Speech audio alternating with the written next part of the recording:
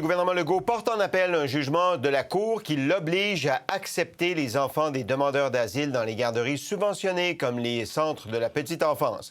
Le prétexte pour aller en appel, c'est un passage du jugement qui affirme que refuser l'accès aux enfants constitue une discrimination fondée sur le sexe, laissant donc entendre que ce sont surtout des femmes qui seront pénalisées par l'interdiction. Mais derrière ce débat, il y a aussi une dimension politique. Elle a été clairement énoncée par le premier ministre lui-même ce matin. Il faut donner priorité aux enfants québécois dans le réseau des CPE. Ils sont dans une autre dimension politique. Michel Courchaine, Jean-François Lisée, Dimitri Soudas et Françoise Boivin. Bon début d'après-midi à vous quatre. Bonjour. Bonjour. Salut. Écoutons la ministre de la Famille, Suzanne Roy, qui a pris la décision, avec les autres membres du gouvernement, d'aller en appel sur cette décision. On l'écoute. Dans le jugement, on parle de discrimination basée sur le sexe, ce qui n'est pas le cas. On n'est pas d'accord du tout avec le jugement. Je trouve ça un peu inhumain quand même qu'on refuse aux demandeurs d'asile d'envoyer leurs enfants en CPE. C'est des gens qui sont dans une situation très difficile, vous savez. Ce que je dis aux Québécois, c'est qu'actuellement, le fédéral ne fait pas sa part et que le Québec fait plus que sa part. OK. Michel, comprenez-vous le prétexte et comprenez-vous où s'en va le gouvernement sur cet enjeu-là? Est-ce qu'on le comprend? Je vous avoue que ce matin, c'est mon café qui a mal passé quand j'ai vu cette décision-là, qui a l'air, à prime abord, complètement insensible. Des fois, je me dis, est-ce que les gens au gouvernement ont cette capacité de se mettre dans la peau des gens qui arrivent ici et qui sont des vrais réfugiés qui fuient leur pays? Et là, on dit, vous avez un permis de travail, contribuez, allez travailler, mais payez 50 $ par jour pour une garderie parce qu'on ne vous octroie pas de place dans une garderie subventionnée. Et là, je me dis, j'écoute le gouvernement depuis plusieurs jours et effectivement, est-ce que ça correspond à la montée du Parti québécois dans les sondages qui fait que M. Legault veut absolument développer une stratégie politique pour dire « Hey, c'est moi qui vais être le grand défenseur face au méchant fédéral. » Et là, c'est vraiment une chicane, mais là, c'est en train de devenir un peu aussi d'un certain acharnement dans la façon de présenter le dossier. Parce que, oui, jusqu'à hier, quand les 4 ministres sont allés en conférence de presse, puis on dit on veut une meilleure répartition des demandeurs d'asile qui arrivent au Canada, je suis la première à dire ça a été bien fait, c'était une bonne façon de faire, c'était documenté, c'est de bonne guerre.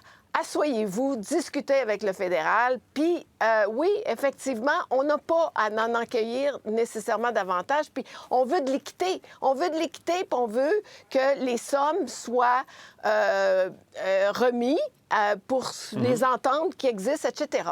Mais là, ce matin, puis j'aimerais ça savoir de combien d'enfants on parle. Mais là, ce matin, de dire on va aller jusqu'en Cour suprême, pire que ça, Sébastien, il dit « Je comprends pas le PQ. » Le PQ, dorénavant, est celui qui défend les cours fédérales. On est dans un état de droit. La Cour d'appel a pris une décision.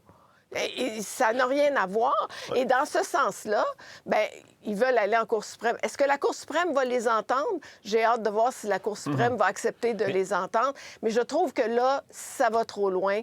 Un manque de sensibilité. Et il y a d'autres façons de régler le problème des demandeurs d'asile que celui-là. François Legault dit qu'il y a des milliers d'enfants québécois, appelons-les comme ça, qui sont sur des listes d'attente pour obtenir une place en CPE. Puis il faut leur donner priorité. Mais c'est pas réparti, c'est ça. C'est parce qu'il y a plus de... Voilà, exactement. Ça dépend des régions, là. Mais au total, il y a, je pense, 30 000 enfants québécois qui sont en attente. Écoutons M. Legault.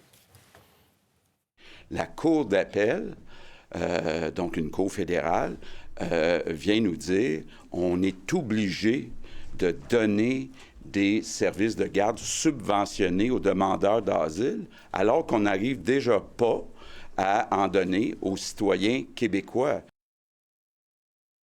Donc, Jean-François, priorité aux Québécois. Est-ce qu'il a raison, M. Legault? C'est le mauvais combat. Voilà. C'est vraiment le mauvais combat. Voilà. Moi, j'ai été au gouvernement, bon, comme Michel, On a toujours des juristes qui disent écoutez, là, ça vient réduire notre marge de manœuvre légale sur tel et tel aspect, donc on devrait mettre en cause. Par exemple, moi, je suis heureux d'apprendre que selon la Cour d'appel, le droit à une garderie est un droit fondamental pour les femmes. Nous, on pensait que c'était un service qu'on offrait parce que c'était une bonne chose, mais là, ça devient un droit. Puis ici, bon. Alors, on peut débattre de ça entre juristes.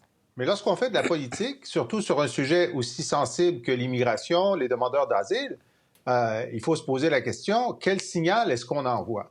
Et le signal qu'il envoie, c'est que là, on va faire un peu comme le Front national ou à la priorité nationale. On appelle ça la priorité nationale.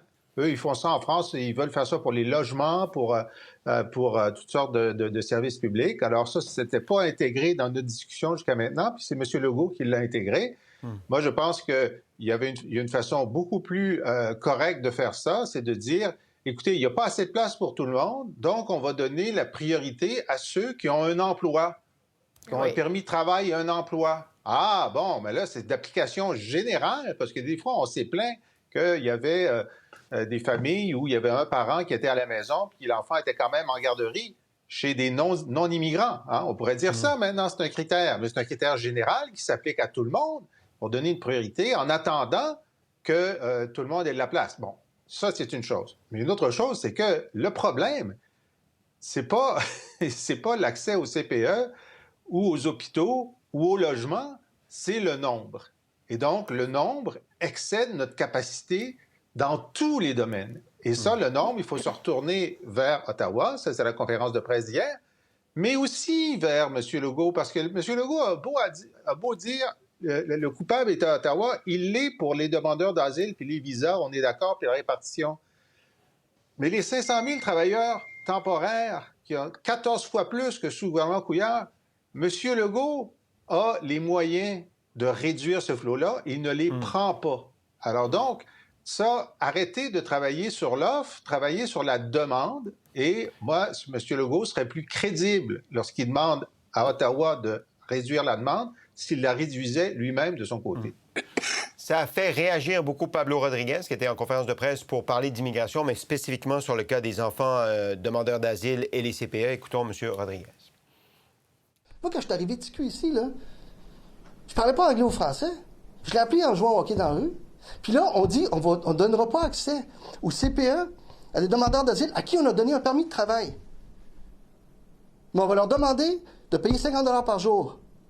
À ces mêmes personnes-là, ils ne seront pas capables, ils vont rester chez eux. La meilleure intégration pour les adultes, c'est en travaillant. Et quand je lis que Québec est prêt à aller jusqu'en Cour suprême pour empêcher des enfants de fréquenter des CPE, je me dis qu'il y a quelque chose qui ne marche pas chez nous, là. OK. Dimitri, le facteur d'intégration évoqué par M. Rodriguez, si on veut intégrer les demandeurs d'asile, il faut que les enfants puissent aller au CPE. Est-ce que vous trouvez que c'est un bon argument? Oui, c'est vrai. Toute intégration requiert accès aux services d'éducation, que ce soit en CPE, que ce soit les écoles publiques. Mais encore une fois, le défi est où? Parce qu'on parle, c'est littéralement le même débat avec la crise du logement. Ça prend un système d'immigration qui filtre ceux qui sont réellement des demandeurs d'asile et ceux qui veulent simplement venir au Canada. Puis je reviens encore une fois au Mexique. Près de 25 % des demandeurs d'asile qui viennent au Canada proviennent du Mexique. Est-ce qu'on pense que les 25 000 sur 120, 130 000 demandeurs d'asile que nous avons reçus comme demande l'année passée, que tout ce 25 000, c'est des vrais demandeurs d'asile? Pourquoi est-ce que quand il y avait des visas sur le Mexique, pourquoi est-ce que quand il y avait des visas sur le Mexique, on recevait moins de 1000 demandes de demandeurs d'asile qui proviennent du Mexique? Mais si on revient sur les... Je veux juste revenir sur les CPE, Dimitri, puis je vous entends là, sur la façon de faire de l'immigration. Est-ce que M. Legault fait de la politique sur le dos des enfants immigrants en ce moment en optant pour la position qu'il a, en se disant... politiquement, ça va être payant pour moi de prendre cette position-là? Payant pour qui? Il y a un reportage qui a été publié par Le Devoir il y a quelques mois. Non seulement nous ne sommes pas en train de créer de nouvelles places en CPE, entre 2018 et 2022, nous avons 24 000 places de moins en CPE. Donc, la responsabilité de quelconque gouvernement, puis c'est pas juste la première responsabilité, mais de s'occuper de tous ceux et celles qu'ils acceptent sur son territoire. Donc, ceux qui sont des Québécois, des Canadiens, ont le droit à ces services. C'est le même débat avec la santé. C'est supposément universel. Clairement, que la santé ou les CPE, ce n'est pas universel. Parce que si c'était universel, il n'y aurait pas 30 000 familles qui sont en attente. Donc, c'est un débat politique je dirais, de la perspective qui dit on doit s'occuper de ceux qui sont déjà ici, incluant les demandeurs d'asile. Mais encore une fois, une grande part de la responsabilité, c'est le gouvernement fédéral. Le Québec accueille 55 % des demandeurs d'asile au Canada. Puis on va revenir là-dessus parce que M. Rodriguez conteste un peu ce chiffre-là. Il dit que, oui, on les accueille 55 % mais il y en a beaucoup qui partent. Puis en fin de compte, on est autour de 35, moi j'ai entendu. Il y a 25 qui se quittent. C'est ça. Donc année après année. Sur les 160 000, il y en aurait 25 qui quittent dans la première année.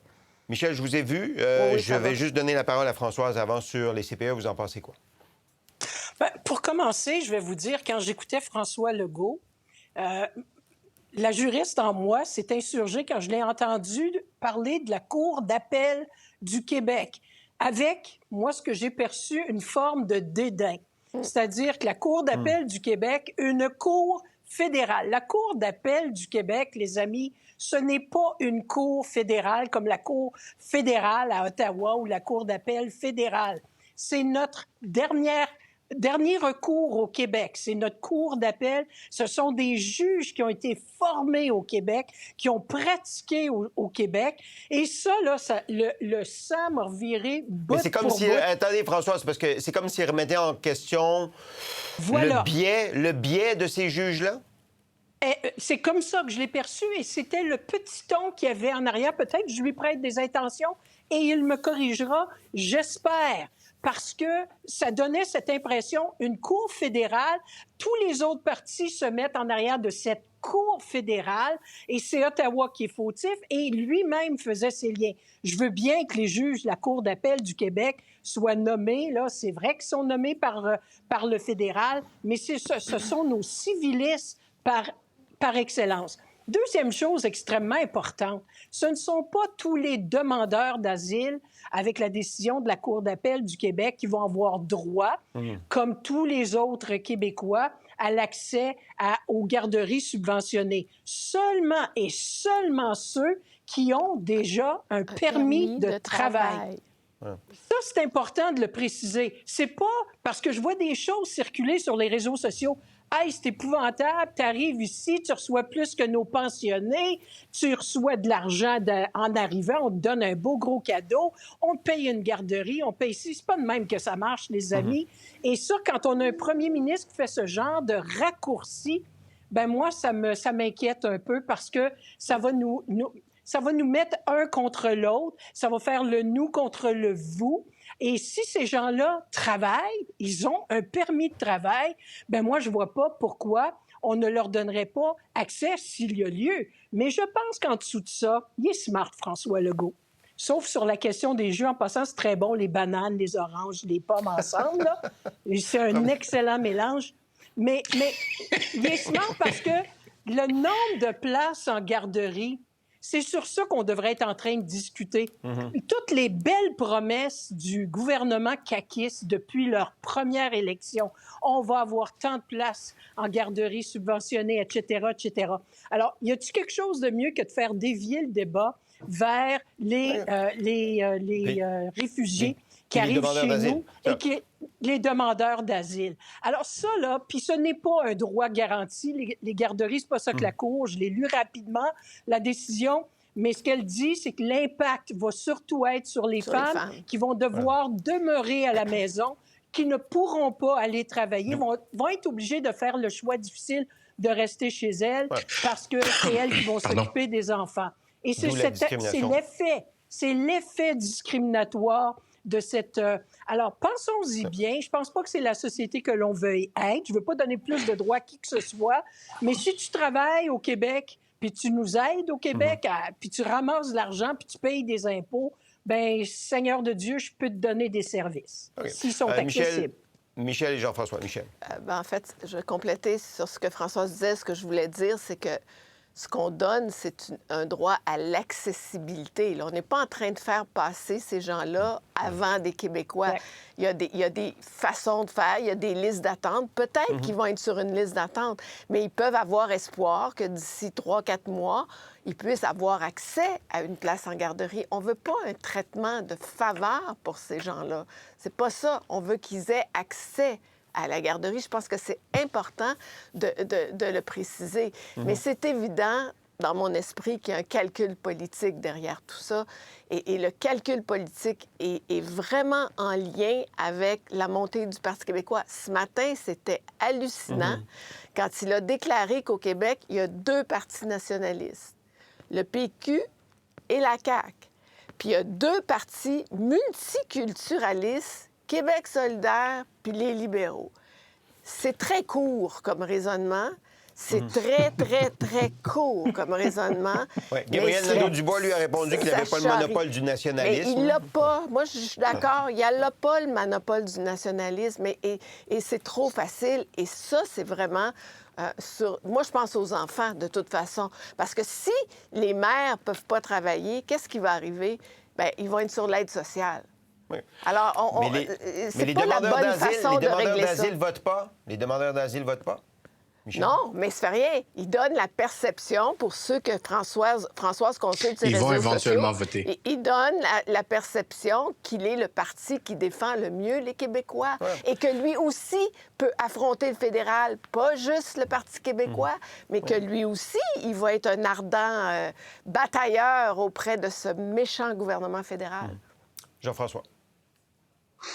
Il y a plusieurs choses. D'abord, sur Pablo Rodriguez, je disais, quand bien même une partie des gens arrivent ici et partent, quand ils arrivent ici, c'est nous qui devons les accueillir, c'est nous qui donnons l'aide sociale, c'est nous qui devons les intégrer dans les écoles, c'est dans nos hôpitaux qui viennent, etc.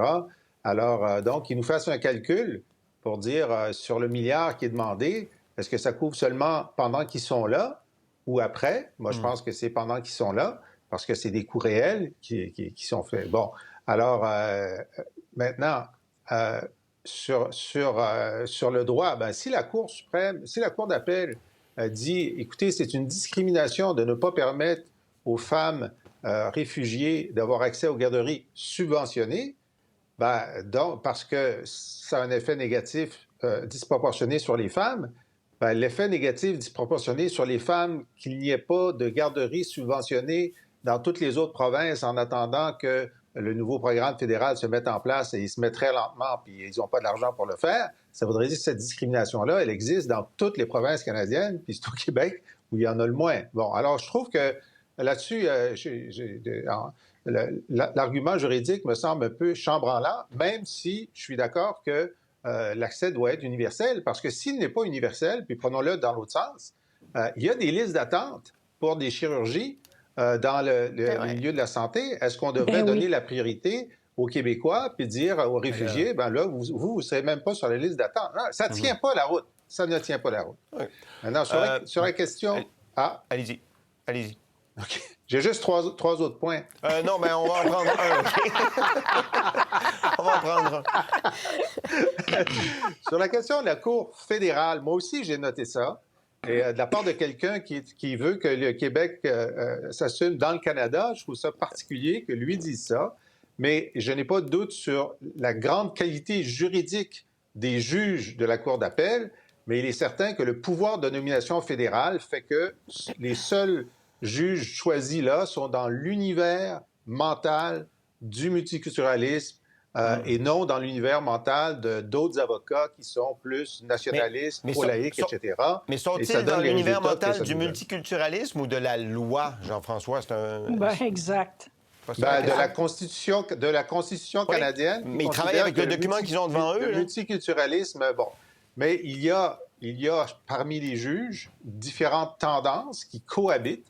Et certainement, et c'est le cas quand c'est le Parti libéral qui est au pouvoir, les juges qui sont choisis sont ceux qui sont le plus proches de la vision pro-charte, multiculturaliste du Canada. Et il y a plein d'avocats qui ne sont pas d'accord avec ça, qui ne seront jamais nommés juges au niveau fédéral, à la Cour supérieure, qui est une cour fédérale aussi, et à la Cour d'appel.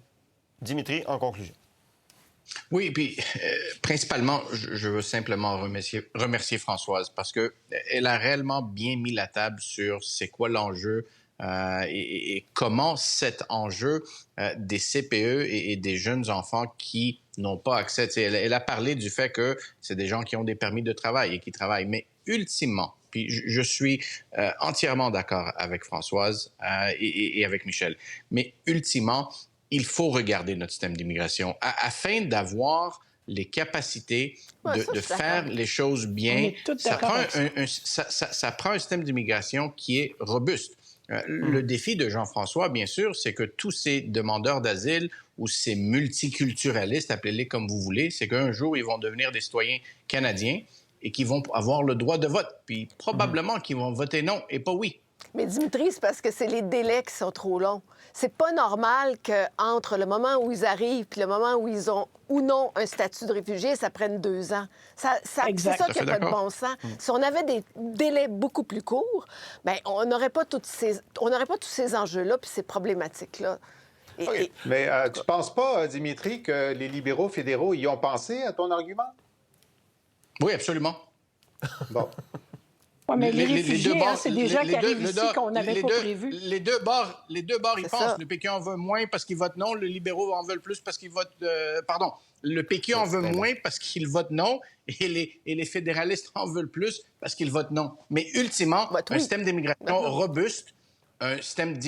robuste est aveugle à ceci. Est-ce qu'on a besoin d'amener plus de gens au Canada? Oui. Mais est-ce qu'on doit avoir un système d'immigration qui ne fait pas exploser notre capacité d'accueil? La réponse est oui aussi. On s'entend. En tout cas, s'il les voulait tant que ça, il me semble qu'il accélérerait le processus. Ben oui. Ça fait pas des moteurs rapides, ça, là. Ils attendent le référendum pour accélérer le processus de citoyenneté. Oui, c'est ça. Il y en aura un en 2027-2028. Paul Saint-Pierre Plamondon gagne en 2026. Sa promesse est claire. Un lundi. Ça va être un lundi. Pour voir nos émissions en entier, rendez-vous sur la chaîne Ici RDI.